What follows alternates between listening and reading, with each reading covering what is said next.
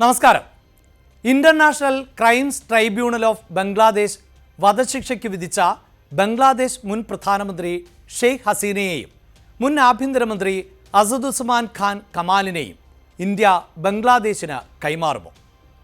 ബംഗ്ലാദേശും ഇന്ത്യയും തമ്മിലുള്ള ഉഭയകക്ഷി കൈമാറ്റ കരാർ പ്രകാരം രണ്ട് കുറ്റവാളികളെയും കൈമാറണം എന്നാണ് ബംഗ്ലാദേശ് വിദേശകാര്യ മന്ത്രാലയം ആവശ്യപ്പെട്ടിട്ടുള്ളത്. മനുഷ്യരാശിക്കെതിരായ കുറ്റകൃത്യങ്ങൾക്ക് ശിക്ഷിക്കപ്പെട്ട വ്യക്തികൾക്ക് അഭയം നൽകുന്നത് സൗഹാർദ്ദപരമല്ലാത്ത പ്രവൃത്തിയും നീതിയോടുള്ള അവഗണനയുമായി കണക്കാക്കും എന്നുകൂടിയാണ് ബംഗ്ലാദേശ് വിദേശകാര്യ വക്താവ് ഇന്ത്യയോട് അറിയിച്ചിട്ടുള്ളത്. അതുമാത്രവുമല്ല, 2013 ജനുവരി 28 ഇന്ത്യയും ബംഗ്ലാദേശും തമ്മിൽ കുറ്റവാളി കൈമാറ്റ ഉടമ്പടി ഒപ്പുവെച്ചിട്ടുള്ളതും ആണ്. ഇങ്ങനെയുള്ള പശ്ചാത്തലത്തിൽ ആണ് ഇന്ത്യയിലെയും ബംഗ്ലാദേശിലെയും ജനങ്ങൾ എന്താകും ഇന്ത്യയുടെ തീരുമാനം എന്ന് ഉറ്റുനോക്കുന്നത്.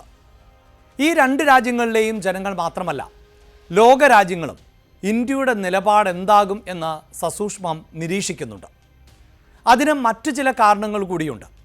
ഇന്ത്യയും ബംഗ്ലാദേശും അയൽരാജ്യങ്ങളാണ് എന്ന് നമുക്കെല്ലാവർക്കും അറിയാം.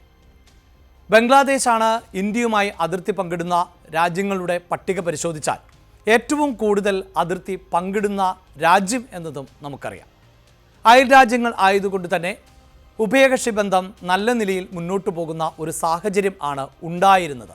ഇനി ബംഗ്ലാദേശിന് ഷെയ്ഖ് ഹസീനയെ കൈമാറുമോ എന്നതിലേക്ക് വിശദമായി കടക്കുമ്പോൾ ഒരൽപ്പം ചരിത്രം കൂടി പരിശോധിക്കാം. പാകിസ്ഥാന്റെ കിഴക്കൻ പ്രവിശ്യയായിരുന്ന ഭൂപ്രദേശം കനത്ത അവഗണന നേരിടുകയും 1971 ഇന്ത്യയുടെ പിന്തുണയോടെ ബംഗ്ലാദേശ് ഒരു സ്വതന്ത്ര രാജ്യമായി മാറുകയും ചെയ്തു. 1975 ആണ് ബംഗ്ലാദേശിൽ പട്ടാള അട്ടിമറി ഉണ്ടാകുന്നത്. ഷെയ്ഖ് ഹസീനയുടെ പിതാവ് ഷെയ്ഖ് മുജീബുർ റഹ്മാനെ പട്ടാളം വധിച്ചു. ഹസീനയുടെ അമ്മയും 3 സഹോദരങ്ങളും ആ അട്ടിമറിയിൽ കൊല്ലപ്പെട്ടു. ആ സമയം ഹസീനയ്ക്കും സഹോദരിക്കും ഇന്ത്യയാണ് അഭയം നൽകിയത്. അന്ന് ഷെയ്ഖ് ഹസീനയുടെ പ്രായം 27 എന്നതാണ് പ്രേക്ഷകർ ഓർക്കേണ്ടത്. 6 വർഷത്തിന് ശേഷം തൻ്റെ പിതാവിൻ്റെ പാർട്ടിയായ അവാമി ലീഗിൻ്റെ നേതൃത്വത്തിലേക്ക് ഷെയ്ഖ് ഹസീന എത്തുകയും ചെയ്തു. സ്വാഭാവികമായും നമുക്ക് ചിന്തിക്കാവുന്നതേ ഉള്ളൂ, ഷെയ്ഖ് ഹസീന എന്ന രാഷ്ട്രീയ നേതാവിന് മുൻ പ്രധാനമന്ത്രിക്ക് ഇന്ത്യയുമായി എത്രത്തോളം ആത്മബന്ധം ഉണ്ടാകും എന്ന്. അതുകൊണ്ട് തന്നെ ഇന്ത്യയിൽ അധികാരം മാറി മാറി വന്നു എങ്കിലും ഷെയ്ഖ് ഹസീന ഇന്ത്യയോട് എപ്പോഴും അനുഭാവപൂർണമായ നിലപാടാണ് സ്വീകരിച്ചിരുന്നത്. സത്യത്തിൽ ഇന്ത്യ അന്ന് അഭയം നൽകിയിരുന്നില്ല എങ്കിൽ ഒരു പക്ഷേ ഷെയ്ഖ് ഹസീന ഇന്ന് ജീവിച്ചിരിക്കുക പോലും ഉണ്ടാകില്ല. വീണ്ടും ഒരിക്കൽ കൂടി ഷെയ്ഖ് ഹസീനയ്ക്ക് ഇന്ത്യ അഭയം നൽകി. അത് ജനകീയ പ്രതിഷേധങ്ങൾ, പ്രത്യേകിച്ച് ജൻസി പ്രതിഷേധം എന്നൊക്കെ വിളിക്കാം, പക്ഷേ അത് ജമാഅത്തിൻ്റെ നേതൃത്വത്തിൽ നടന്ന പ്രതിഷേധം എന്നാണ് വിലയിരുത്തപ്പെടുന്നത്. അങ്ങനെ ഒരു പ്രതിഷേധത്തെ തുടർന്നാണ് ഷെയ്ഖ് ഹസീനയ്ക്ക് ഇന്ത്യയിൽ അഭയം തേടേണ്ടതായി വന്നത്. അതിനിടയിലാണ് ബംഗ്ലാദേശ് കോടതി വധശിക്ഷ വിധിച്ചിട്ടുള്ളത്. ആ ഒരു പശ്ചാത്തലത്തിൽ ആണ് ഇന്ത്യ ബംഗ്ലാദേശിന് ഷെയ്ഖ് ഹസീനയെ കൈമാറുമോ എന്നത് പ്രസക്തമാകുന്നത്. നിലവിലെ സാഹചര്യത്തിൽ ബംഗ്ലാദേശിന് ഷെയ്ഖ് ഹസീനയെ ഇന്ത്യ കൈമാറില്ല എന്ന് വേണം മനസ്സിലാക്കാൻ. അതിൻ്റെ കാരണങ്ങളിലേക്ക് പോകാം. അതായത്, തനിക്ക് വധശിക്ഷ വിധിച്ച അന്താരാഷ്ട്ര കുറ്റകൃത്യ ട്രിബ്യൂണലിൻ്റെ വിധി പക്ഷപാതപരവും രാഷ്ട്രീയ പ്രേരിതവും എന്നാണ് ഷെയ്ഖ് ഹസീന പറയുന്നത്. ജനാധിപത്യപരമായ ഒരു അധികാരവുമില്ലാത്ത വ്യാജ ട്രിബ്യൂണൽ ആണ് ഈ വിധി പുറപ്പെടുവിച്ചത്. കുറ്റാരോപണങ്ങൾ പൂർണ്ണമായും നിഷേധിക്കുന്നുവെന്നും വിചാരണ മുൻകൂട്ടി നിശ്ചയിച്ച നാടകം എന്നുമാണ് ഷെയ്ഖ് ഹസീന പറയുന്നത്. മാത്രവുമല്ല, കോടതിയിൽ സ്വയം പ്രതിരോധിക്കാൻ ന്യായമായ അവസരം തനിക്ക് ലഭിച്ചില്ല. ഇഷ്ടമുള്ള അഭിഭാഷകരെ വെച്ച് വാദിക്കാൻ പോലും സാധിച്ചിട്ടില്ല. ഇടക്കാല സർക്കാരിന് നേതൃത്വം നൽകുന്ന മുഹമ്മദ് യൂനിസ് ഭരണഘടനാ വിരുദ്ധമായും ഭീകരവാദ ശക്തികളുടെ പിന്തുണയോടെയുമാണ് അധികാരം പിടിച്ചെടുത്തിട്ടുള്ളത്. യൂനിസിൻ്റെ ഭരണത്തിൻ കീഴിൽ വിദ്യാർത്ഥികൾ, വസ്ത്രനിർമ്മാണ തൊഴിലാളികൾ, ഡോക്ടർമാർ, അധ്യാപകർ എന്നിവരുടെ പ്രതിഷേധങ്ങളെ ക്രൂരമായ രീതിയിൽ അടിച്ചമർത്തി. സമാധാനപരമായി പ്രകടനം നടത്തിയവരെ വെടിവെച്ചു കൊന്നു. മാധ്യമപ്രവർത്തകർ പീഡനവും ഉപദ്രവവും നേരിട്ടു എന്നുമാണ് ഹസീന പറയുന്നത്. ഇതാണ് ഏറ്റവും പ്രധാനപ്പെട്ട കാരണം. അതായത് വധശിക്ഷയ്ക്ക് വിധിക്കപ്പെട്ട ഷെയ്ഖ് ഹസീനയ്ക്ക് തൻ്റെ വാദം കേൾക്കാതെയും തൻ്റെ വാദങ്ങൾ നിരത്തുവാനുള്ള അവസരം നൽകാതെയുമാണ് ട്രിബ്യൂണൽ ഇത്തരത്തിൽ ഒരു വിധി പ്രസ്താവിച്ചിട്ടുള്ളത്. ഷെയ്ഖ് ഹസീനയുടെ ആ പ്രതികരണത്തെ ഇന്ത്യക്ക് തള്ളിക്കളയാൻ സാധിക്കില്ല. അതുമാത്രവുമല്ല, നിഷ്പക്ഷമായ ഒരു അന്താരാഷ്ട്ര വേദിയിൽ വിചാരണ നേരിടാൻ തയ്യാറാണ് എന്ന് ഷെയ്ഖ് ഹസീന വ്യക്തമാക്കിയിട്ടുണ്ട്.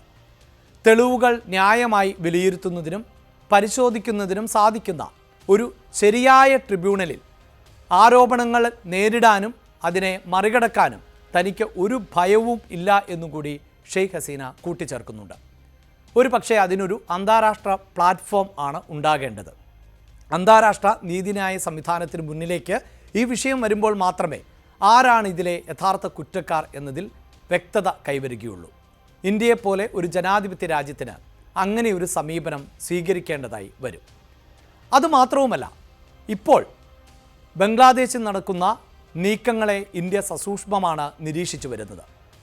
അവിടെ ഇപ്പോൾ നേതൃത്വം നൽകുന്ന ഇടക്കാല സർക്കാർ സംവിധാനങ്ങൾക്ക് എല്ലാം വളരെ കൃത്യമായ രാഷ്ട്രീയമുണ്ട്. ആ രാഷ്ട്രീയത്തിൻ്റെ കൂടി അടിസ്ഥാനത്തിൽ ആണ് ഇങ്ങനെ ഒരു വിധി പുറപ്പെടുവിക്കപ്പെട്ടത് എന്ന നിരീക്ഷണം ഇന്ത്യക്കുമുണ്ട്.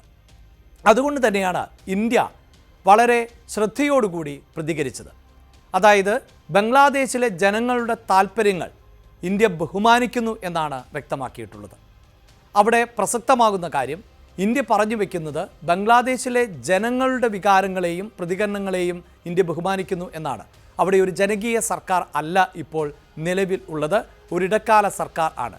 ജനങ്ങൾ വോട്ട് ചെയ്ത് തെരഞ്ഞെടുത്ത ഒരു സർക്കാർ അല്ല ഷെയ്ഖ് ഹസീനയെ ആവശ്യപ്പെടുന്നത്. അതാണ് ഇന്ത്യ പറഞ്ഞു വയ്ക്കുന്നത്. അതുകൊണ്ട് തന്നെ ഷെയ്ഖ് ഹസീനയ്ക്ക് എതിരായ ഈ വിധി രാഷ്ട്രീയ പ്രേരിതമായ ശിക്ഷയാണ് എന്നുകൂടി ഇന്ത്യ വിലയിരുത്തുന്നുണ്ട്. അതിന് കാരണം ഇന്ത്യയോടുള്ള ഷെയ്ഖ് ഹസീനയുടെ അനുഭാവപൂർണമായ നിലപാടുകൂടിയാണ് എന്നതും ഷെയ്ഖ് ഹസീനയെ വിട്ടു നൽകാത്തതിന് ഒരു കാരണമായി നമുക്ക് കണക്കാക്കേണ്ടതായി വരും. എന്തായാലും ഇന്ത്യയെ സംബന്ധിച്ചിടത്തോളം ഇന്ത്യയുടെ അയൽ രാജ്യം എന്ന നിലയിൽ ബംഗ്ലാദേശിലെ ഇപ്പോഴത്തെ നീക്കങ്ങളെ സസൂക്ഷ്മമായി നിരീക്ഷിച്ചു വരികയാണ്. പ്രത്യേകിച്ച് അതിർത്തി പ്രദേശങ്ങളിൽ അടക്കം കനത്ത സുരക്ഷാ സംവിധാനങ്ങൾ ആണ് ഇന്ത്യ ഏർപ്പെടുത്തിയിട്ടുള്ളത്. ഒരു പക്ഷേ ഇന്ത്യ ഷെയ്ഖ് ഹസീനയെ വിട്ടു നൽകില്ല എന്ന നിലപാട് സ്വീകരിച്ചാൽ അന്താരാഷ്ട്ര സമൂഹത്തോട് ഇക്കാര്യങ്ങൾ വിശദീകരിക്കാനുള്ള ശ്രമം ബംഗ്ലാദേശിൻ്റെ ഭാഗത്ത് നിന്ന് ഉണ്ടാകാം. അക്കാര്യങ്ങളും ഇന്ത്യ മുന്നിൽ കാണുന്നുണ്ട്. പക്ഷേ ബംഗ്ലാദേശ് ഇപ്പോഴും വലിയൊരു ശക്തിയല്ല എന്നത് നമുക്കറിയാം. സൈനികമായി ഇന്ത്യയെപ്പോലെ ഒരു രാജ്യത്തോട് താരതമ്യം ചെയ്യാൻ പറ്റുന്ന ശേഷി പോലും ബംഗ്ലാദേശിനില്ല. നയതന്ത്രപരമായും മറ്റ് ലോകരാജ്യങ്ങളുമായി ബംഗ്ലാദേശിനുള്ള ബന്ധം വളരെ വ്യത്യസ്തമാണ് താനും. എന്നാൽ ഇന്ത്യയുമായി മികച്ച സൗഹൃദം ആയിരുന്നു ബംഗ്ലാദേശ് പുലർത്തിയിരുന്നത്. പ്രത്യേകിച്ച് ഇസ്ലാമിക രാഷ്ട്രമായ ബംഗ്ലാദേശ് മറ്റു പല രാഷ്ട്രങ്ങളും, പാകിസ്ഥാൻ അടക്കമുള്ള രാഷ്ട്രങ്ങൾ ഇന്ത്യയോട് സ്വീകരിക്കുന്ന നിലപാട് നമുക്കെല്ലാം അറിയാം. അതിൽ നിന്നും വ്യത്യസ്തമായ നിലപാടായിരുന്നു ബംഗ്ലാദേശ് സ്വീകരിച്ചിരുന്നത്. എന്നാൽ ഇപ്പോൾ ബംഗ്ലാദേശിലെ ഭരണത്തെ മുഹമ്മദ് യൂനിസാണ് നയിക്കുന്നതെങ്കിലും അതിനെ പിന്നിൽ നിന്ന് ചരടുവലികൾ നടത്തുന്നത് വളരെ കൃത്യമായ രാഷ്ട്രീയ ലക്ഷ്യങ്ങളോട് കൂടിയാണ് എന്നും അതിന് പിന്നിൽ ജമാഅത്ത് ആണ് എന്നും വളരെ കൃത്യമായി ഇന്ത്യ നിരീക്ഷിക്കുന്നുണ്ട്. അതുകൊണ്ട് തന്നെ എന്തൊക്കെ സമ്മർദ്ദങ്ങൾ ഉണ്ടായാലും ബംഗ്ലാദേശിന് ഷെയ്ഖ് ഹസീനയെ വിട്ടു നൽകില്ല എന്ന് വേണം നമുക്ക് മനസ്സിലാക്കാൻ.